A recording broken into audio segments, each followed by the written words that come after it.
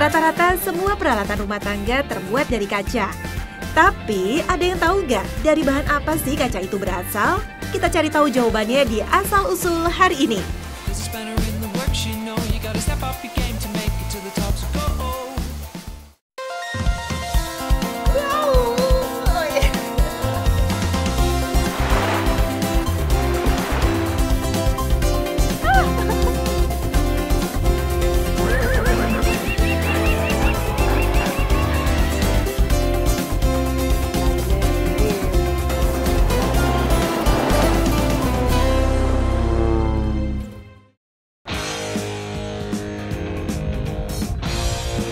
Kali ini saya sedang berkunjung ke kota Gresik, Jawa Timur.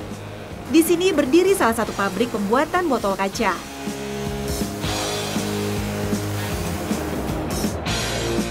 Ini dia nih bahan-bahan yang digunakan untuk membuat adonan botol kaca. Nah, sekarang kita bakal mulai nih membuat botol kaca. Gimana caranya? Kita tanya nih sama Pak Heru. Pak, proses pertama membuat botol dari kaca itu gimana sih?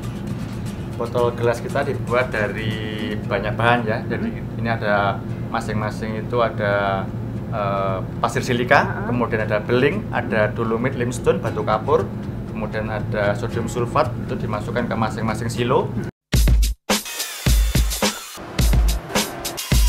Semua bahan tadi ditampung dan ditimbang dari control room ini. Oh iya, dalam satu hari pabrik ini bisa menghabiskan sekitar 40 ton pasir kuarsa.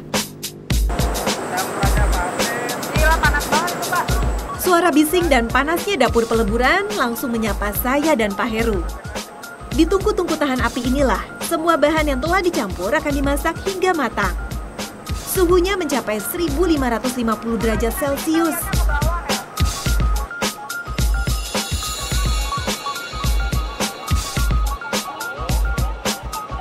Hanya butuh waktu sebentar saja bagi adonan kaca untuk melebur menjadi bahan baku siap cetak.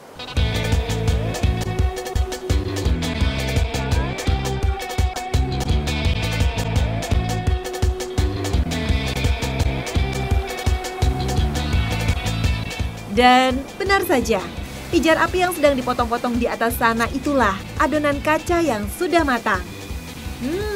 Panas.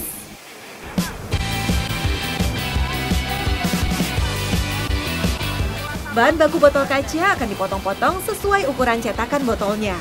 Lalu akan memasuki posnya masing-masing.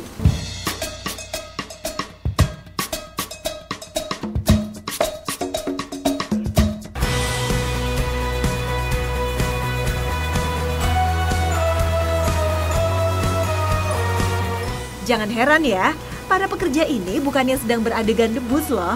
Mereka sengaja mengoleskan minyak agar botol kaca tidak menempel dengan cetakannya.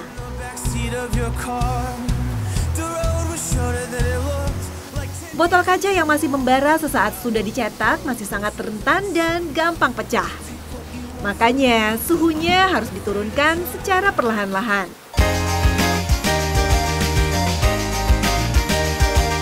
Pekerja yang menyortir ini punya tugas masing-masing. Pos pertama mengecek bagian mulut botol. Sementara pos selanjutnya mengecek kesempurnaan bagian bawah botol.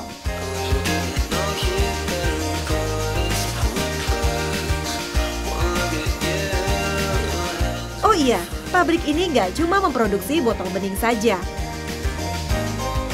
Ada botol berwarna seperti ini juga. Bedanya, adonannya dibuat dari beling berwarna serupa. Dalam satu hari, pabrik ini bisa menghasilkan ratusan ribu botol. Wow, hebat ya!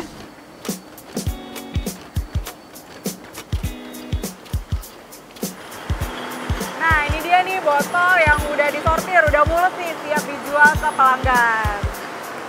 Nah, Pak, kalau gitu saya pamit dulu ya, Pak. Makasih loh udah dikasih tahu cara bikin botol kaca. Saya pamit dulu ya, Pak. Terima kasih. Silahkan kembali bekerja.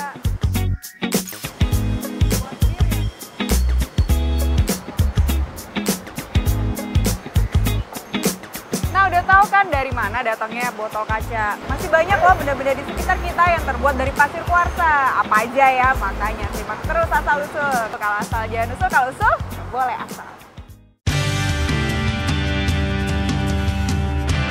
Nah, biar makin akrab sama si pasir kuarsa, Kita kenalan dulu yuk. Pasir kuarsa adalah bahan galian yang terdiri atas kristal-kristal silika. Pasir ini juga dikenal dengan nama pasir putih karena merupakan hasil pelapukan batuan yang berwarna putih. Kuarsa bisa ditemukan di bukit-bukit seperti ini. Biasanya berada di lapisan ketiga setelah tanah merah. Tuh, lihat kan yang berwarna putih? Nah, sebelum diolah menjadi gelas, pasir kuarsa mengalami serangkaian proses pengolahan dulu nih, baru siap untuk bikin jadi gelas. Nah nih, pertamanya dicuci dulu. Ayo mas, silakan bekerja. Pasir kuarsa yang baru datang dari tambang tak bisa langsung diolah di pabrik.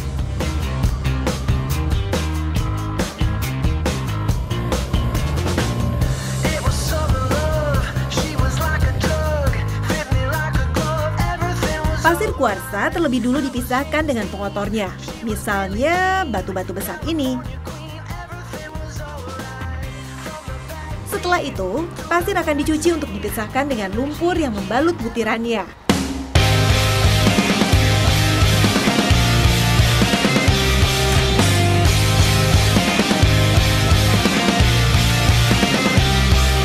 Nah, lumpur yang melekat akan turun ke kolam ini. Sementara butiran pasir yang masih kasar menumpuk di sebelah sini. Pasir masih terus dicuci untuk menurunkan kadar besinya. Ya, besi akan memberi warna kepada kaca. Makanya, untuk membuat botol bening dibutuhkan pasir dengan kadar besi rendah. Di dalam saringan spiral inilah, zat-zat yang ingin dikurangi perlahan terpisah sesuai berat jenisnya. Ya. Ini udah proses akhir ya Pak ya? Ya, ini udah proses akhir, sudah tinggal nyuci ulang, nanti jadinya seperti ini. Oh, ini. Jadi tadi warnanya Cuma di sini katanya ada 3 produknya gitu ya Pak? Ya, kalau 3 produknya ya kita kan dari proses tadi setelah tromol, terus masuk ke spiral bank. Di spiral bank itu ada pemisahan kadar besi ya. Besi itu ada 3. Jadi hasil akhir ini namanya plin, ini yang di gelas untuk gelas. Terus ke tailing ini untuk asbes, untuk asbes gitu ya Pak. Kalau sama yang ketiga itu pasir kasar. Oh, buat ini. Kalau kasar itu untuk sandblasting, untuk campuran semen. Sebelum dikirim, pasir kuarsa ini masih harus dicuci untuk terakhir kalinya. Nah, pasir-pasir inilah yang siap untuk diantar ke pabrik dan diproses menjadi botol-botol kaca tadi. Tapi selain botol, masih banyak benda sehari-hari yang terbuat dari pasir kuarsa. Seperti gelas, piring, mangkok, dan cangkir. Kira-kira apa sih kelebihan pasir kuarsa dibanding bahan yang lain? Pasir kuarsa itu memiliki titik leleh yang titik leleh yang tinggi. Jadi rata-rata kan di atas 700 derajat Celcius. Sementara kalau plastik, karena plastik itu adalah bahan polimer, maka polimer itu kan titik atau suhu lelehnya itu relatif rendah. Misalnya kalau kita punya gelas untuk minum, ketika kita beri panas mendadak, biasanya akan pecah.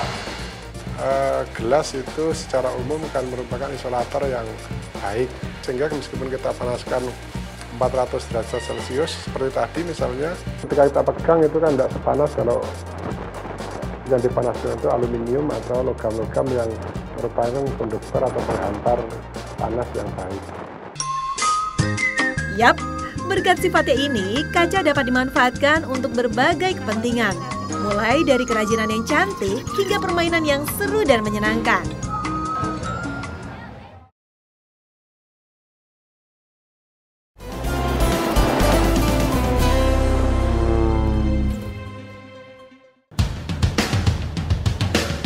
Kembali lagi di Asal Usul.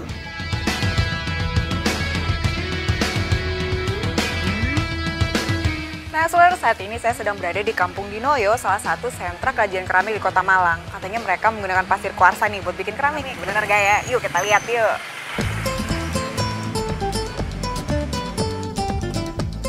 Permisi Pak. Wah, ini keramiknya lucu-lucu banget sih Pak. Ya. Saya boleh tahu nggak Pak cara bikin keramik kayak gimana sih Pak? Boleh, di belakang di ruang produksi. Oh iya, ya udah Pak, ya langsung aja. Ini bahan bakunya ya Pak? Ya. Bahan baku bikin keramik itu apa aja nih Pak? Pasir kuarsa, kemudian ada kaolin, ini tanah liat putih, lalu ada ball clay tanah liat tapi suhu bakarnya tinggi, kemudian ada feldspar. Feldspar itu batuan. Oh, batuan. Jadi semua bahan ini dikomposisi, kemudian dimasukkan dalam bak pengaduk, ini diproses pencampuran. Pada industri keramik, pasir kuarsa merupakan pembentuk badan keramik. Kuarsa juga dapat mempermudah proses pengeringan, pengontrolan, dan penyusutan. Ada teknik mudah untuk membuat keramik, yaitu dengan teknik cetak seperti ini. Sistem membutuhkan cetak tuang, kita membutuhkan cetakan. Oh, cetakan. Cetakan ini terbuat dari gipsum. Kemudian dari bentuk ini ada beberapa belahan cetakannya. Oh gitu. Seperti ini ada 3 belahan. Ini dipasang, dan dipasang ke sini. Bawahnya. Ya. Oke deh, jadi tinggal dituang aja ya Pak ya? Ya. Tugas kita hanya tinggal menuangkan adonan keramik tadi ke dalam cetakan yang terbuat dari gips ini. Ya. Mau nyoba? Boleh satu lagi.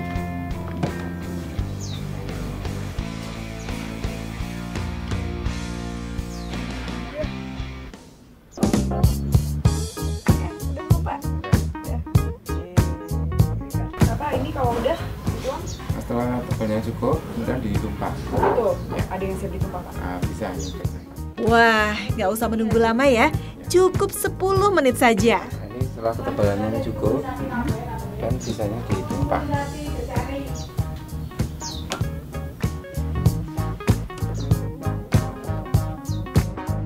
Bentuk yang akan kita buat adalah tempat madu. Lihat kan, bentuknya sudah seperti sarang lebah.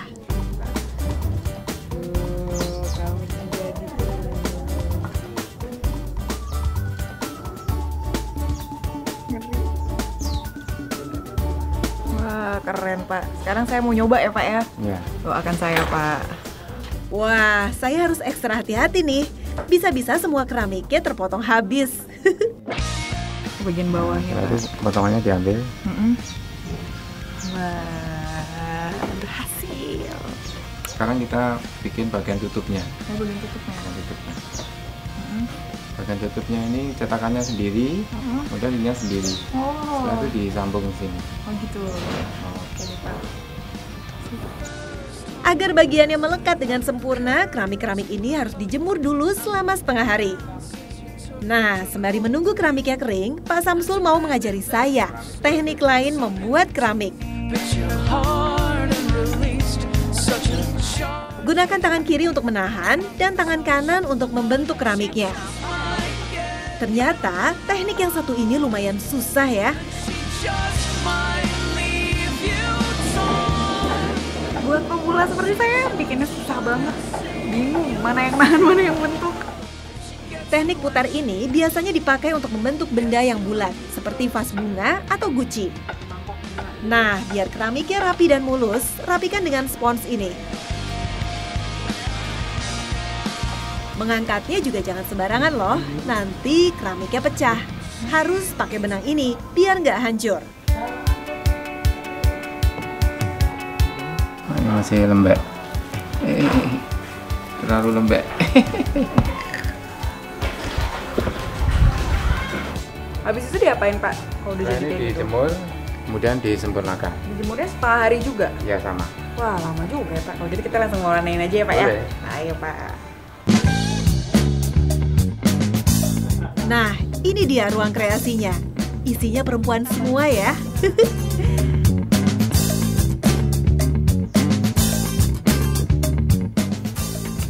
Nah, lihat nih gambar saya berantakan. Beda banget sama lebahnya Bapak. Ini kayak gambar apa ya? Apa kalau udah selesai digambar kayak gini diapain Pak? Setelah itu diglasir. Jadi pada bagian tertentu itu dilapisi glasir, lapisan gelas. Ya, pasir kuarsa yang bereaksi dengan feldspar akan membentuk sifat glazur yang memberi bentuk licin dan mudah dibersihkan. Wow, keramiknya siap untuk dimasak di dalam tungku raksasa ini nih. susun yang rapi di atas batu bata tahan api ini.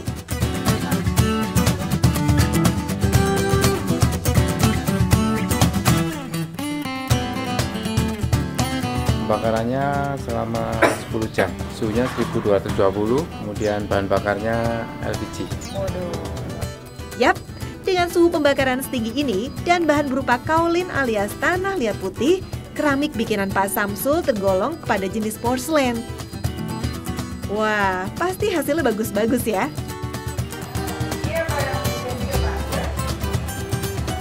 Jadi tadi proses penggasiran, setelah dibakar dia akan mengkilat. Sedangkan glasir ini glasir transparan, kemudian diberi pewarna oksida sesuai dengan warna yang dikehendaki. Ada biru.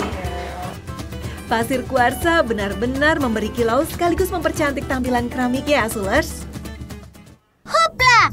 Hai Asulers, gimana nih hasil karya Monty? Gak kalah kece kan sama bikinannya Kak Tia? Oh iya, sebenarnya kaca sudah terbentuk secara alami di alam.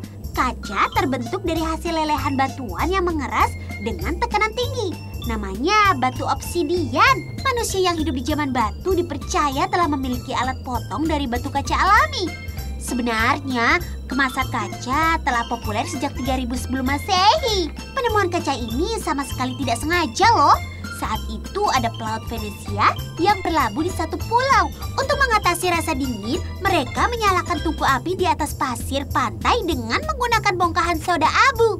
Besoknya ditemukan sisa pembakaran berupa gumpalan bening. Sejak saat itulah bangsa Assyria dan Mesir kuno membuat gelas dari pasir kuarsa, kulit kerang, dan arang kayu. Tapi larutan yang dihasilkan sangat kental, sehingga susah untuk dibentuk menjadi gelas. Akhirnya hanya menjadi manik-manik dan gelang untuk perhiasan. Nah, menyadari kekurangannya, bangsa Venesia mengembangkan pembuatan gelas dengan menggunakan arang rumput laut, sehingga larutannya lebih encer dan gampang untuk dibentuk. Nah, dari sinilah muncul seni gelas kaca yang indah. Tapi warna gelasnya masih hijau dan coklat, karena pasir yang digunakan masih tinggi kadar besinya. Pada zaman Romawi, barang-barang gelas biasanya digunakan untuk keperluan rumah tangga. Gelas yang dihasilkan disebut dengan flint glass, yaitu gelas dari silika murni hasil karya pengrajin Venesia. Sejak itu, kerajinan dari kaca mulai berkembang. Ada seni lukis kaca, seni kaca tiup, penemuan kacamata, kaca spion, bahkan kaca anti peluru. Wah, pokoknya kalau urusan kaca nggak ada matinya deh. Hebat, hebat.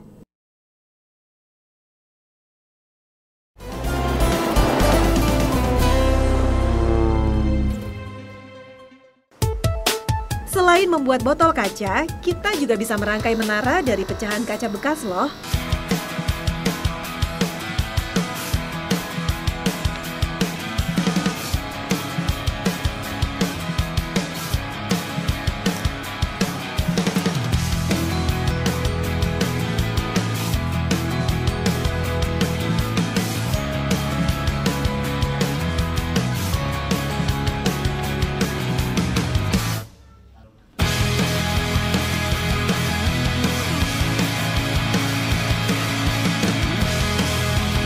Tapi yang paling menyenangkan dari kaca adalah tipuan matanya. Ya, labirin kaca alias rumah kaca yang menyesatkan. Walaupun terbuat dari kaca bening, tetap saja kita harus berhati-hati. Semuanya kelihatan sama. Tapi saya sudah punya tipsnya nih. Dimanapun kita berada, berpeganganlah pada satu sisi. Saya pilih sisi kiri saja. Kacanya bening tapi jangan sempat membingungkan. Saya mau coba lagi nih mainan dari kaca yang lebih seru. Yuk ikut saya. Yap, kalau rumah kaca yang ini menggunakan kaca bening, yang satu ini malah membuat kita semakin bingung dengan nuansa gelap dan pekatnya.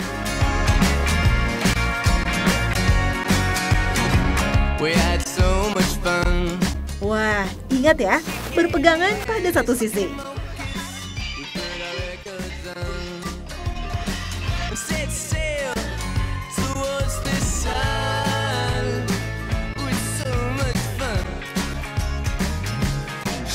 Wow, akhirnya saya berhasil keluar dari jebakan rumah kacanya. Tapi sepertinya wahana ini belum berakhir, Asulers.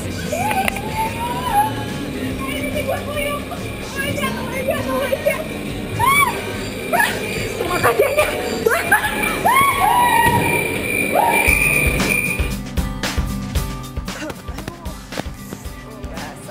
Nah, gimana? Udah tahu kan semua hal tentang kaca? Udah tahu dong dari mana asalnya kaca? Dan udah tahu juga nih manfaat kaca. Bisa bikin gelas, bisa bikin keramik, dan bisa bikin permainan menyenangkan seperti ini nih. Nah, sekian dulu ya asal-usul hari ini. Kalau asal jangan usul, kalau usul boleh asal.